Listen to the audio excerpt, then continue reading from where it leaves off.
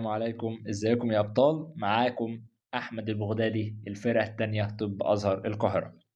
رجعت لكم من جديد، بس ان شاء الله النهارده معايا مفاجاه ليكم، وهي خطه مدتها 25 يوم تراجع فيها المنهج كله. زي ما انت سمعت في الفيديو اللي فات، زي ما قلت لك ان انا مع بدايه شهر 5 عملت جدول مدته 30 يوم عشان اظبط بيه المواد كلها. فالجدول اللي انا هعرضه عليكم دلوقتي هو يعتبر جدول مشابه للي انا كنت عامله لنفسي، والحمد لله قدرت احقق بيه اعلى استفاده. هبدأ كده اشرح لكم الخطة باختصار. الخطة مدتها 25 يوم هتراجع فيها كطالب ازهر المواد الثقافية والعربية والشرعية، او كطالب عام هتراجع فيها المواد الثقافية والمادة العربي اللي عندك. هبدأ كده بخطة الأزهر. أنت خلال ال 25 يوم أول 10 أيام هتراجع فيهم الشرعي مع 10 أيام من المواد الثقافية، بعدين 15 يوم هتراجع فيهم العربي كله مع 15 يوم من المواد الثقافية. فهتلاقي نفسك خلال 25 يوم بس خلصت المواد العربية والشرعية والثقافية كلها، وكمان حليت عليهم. هوضح لك دلوقتي إزاي هتراجع المواد الثقافية. يوم 1 و2 و3 و4 من الجدول هيكون معاك الفصل الأول والتاني والتالت والرابع في الفيزياء، وأول 4 يونت في الإنجليزي. طب يا دكتور مش كتير؟ هقول لك لا مش كتير، لأن أنت في الفيزياء هتمشي بطريقة معينة، إنك هتسمع مراجعة على الفصل وتجمع القوانين بتاعته في ورقة خارجية، بعدين هتبدأ تحل على الفصل كامل مش درس درس. ليه هحل على الفصل كامل؟ عشان تربط الدروس ببعضها، لان في اسئله بتبقى مثلا معتمده على الدرس الثالث والدرس الثاني مع بعض. مسائل كيرشوف هتلاقي ان الدرس الرابع اللي هو درس كيرشوف معتمد على الدرس الثالث، فعشان كده هتحل على الفصول. طب احل منين يا دكتور؟ وضحنا برضو قبل كده في فيديو انك هتحل من كتاب المرشد او سلاح الازهري، وهتزود مثلا لو حبيت تعلى بالمستوى هتزود كتاب الامتحان. يبقى خلال اول 4 ايام هنكون خلصنا الفيزياء الكهربية كلها وخلصنا تلت منهج الانجليزي.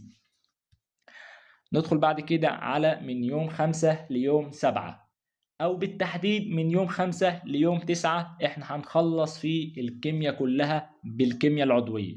يوم 5 و6 و7 هيكون معاك اول 4 ابواب، واللي انا بسميهم ابواب الكيمياء العادية.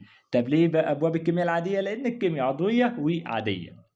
فهيبقى عندك يوم 5 الباب الأول كيمياء. هتراجع الكيمياء إزاي؟ هتسمع برضو مراجعة للباب كله، تجمع أفكارك، خاصة معادلات الحديد هتفهمها مش هتحفظها، وتركز على استخدامات العناصر، وهتبدأ برضو تحل على الباب كامل. هتحل من كتاب إيه؟ هتحل من كتاب الطيب أو كتاب المرشد، بس أنا أفضل كتاب الطيب لو معاك.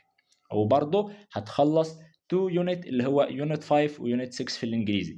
حابب أوضح على حاجة، ان انت وانت بتذاكر اي يونت في الانجليزي لازم كطالب ازهر او طالب عام تذاكر جزء من السكيلز، لان امتحانك اكتر من نص امتحانك واكتر من نص درجاتك في الانجليزي بتبقى معتمدة اعتماد كلي على السكيلز. اليوم السابع هو اللي مش هيكون فيه انجليزي، عشان هتخلص فيه الباب الثالث والباب الرابع في الكيمياء اللي هي الكيمياء الكهربية. هي ممكن يكون كمية كبيرة، بس انا خليتهم مع بعض عشان البابين يعتبر سهلين الى حد ما ومعتمدين على الفيزياء الكهربية اللي احنا اوريدي خلصناها في اول 4 ايام. نخش بعد كده على اليوم الثامن واليوم التاسع، ودول انا سبتهم لك للبعبع اللي هو العضوية. بس انا صراحة شايف ان العضوية، انا عن نفسي كنت بحب العضوية جدا وكنت بذاكرها بطريقة هعرفها لكم دلوقتي. انك هتبدأ مثلا من اول درس وليكن درس الالكانات لغاية اخر درس اللي هو الكحولات، انك بتربط الدروس كلها ببعض. يعني بتذاكر اول درس وتقوم جاي مثلا حالل جزء بسيط عليه، بعدين تدخل على تاني درس مع مراجعة أول درس. هتعمل إيه في العضوية؟ هتسمع مثلا وليكن مراجعة الجزء الأول من العضوية. أرشح لك مستر عمرو الصيفي كان منزل مراجعة سنة 2024 ممتازة جدا، لو حبيت تسمعها مدتها 11 ساعة، هتقسمها على يومين 5 ساعات ونص 5 ساعات ونص، هتلاقي نفسك لميت العضوية كلها. يبقى العضوية طريقة مذاكرتها إيه؟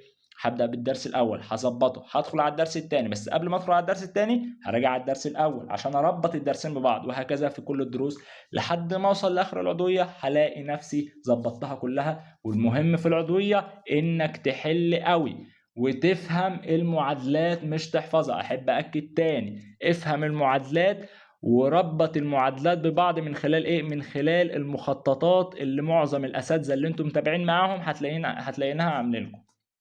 وانك تعرف مثلا ازاي من البنزين تحصل على الميثان والحاجات دي كلها. لازم تكون مربط المعادلات ببعض عشان تسهل على نفسك في الامتحان انك تفتكر. هندخل بعد كده على يوم 10 و11، وده اليومين اللي احنا هنختم فيهم الفيزياء. وهيكون معانا ايه؟ هيكون معانا اليوم الاول نص الفيزياء الحديثه، واليوم الثاني باقي الفيزياء الحديثه. يوم 10 5 و6 فيزياء حديثه، يوم 11 7 و8 فيزياء حديثه، وهنخلص معاهم 2 يونت انجليزي، يونت 7 ويونت 8. يوم 12 13 14 دول انطلاقة الأحياء، كل يوم باب من الأحياء مع إيه؟ برضو مع جزء إنجليزي. خلال الثلاث أيام دول هنكون خلصنا منهج الإنجليزي كله. اليوم الأول هيكون معانا الدعامة والحركة، اليوم الثاني هيكون معانا الهرمونات فصل لذيذ، عشان كده هناخد معاه جزء التكاثر في النبات. اليوم الثالث هيكون معانا باقي التكاثر اللي هو التكاثر في الإنسان. يوم 15 و16 أنا سبتهم لك للمناعة والبيولوجيا الجزيئيه اللي هي الدي ان اي والار ان اي، تفرم فيهم المناعه كده، والدي ان اي والار ان اي كلهم. تمام، لازم تخلص في اليومين دول. هندخل بعد كده على يوم 17 ويوم 18، هتبدا في الرياضه. يوم 17 و18، 17 هيكون عندك الرياضه اللي هو الاستاتيكا، و18 الديناميك. هتقول لي يا دكتور المنهج كله او التطبيقيه كلها في يومين؟ هقول لك ايوه، انت اصلا امتحانك استاتيكا وديناميكا في يوم، فانا قسمتهم لك على يومين بحيث تحل اكبر قدر. والسر الرياضه في الازهر انك تحل كتاب المعهد، لازم تحل كتاب المعهد. هتلاقي اسئله الامتحان جايه منه بالنص وبنفس الارقام ونفس النتائج. وطبعا هتاخد يونت 4 ويونت 3 في الاسلامك. اخر يومين في الجدول، هو يا دكتور مش الجدول 25 يوم؟ اقول لك اول 25 يوم بس، اخر 5 دول هيبقوا مراجعه. فاخر يومين في الجدول هيبقى معاك فصل اول وفصل ثاني جيولوجيا، حاجات بسيطه كده، وهتركز فيهم على الرياضه البحته، يوم للتفاضل والتكامل ويوم للجبر والهندسه.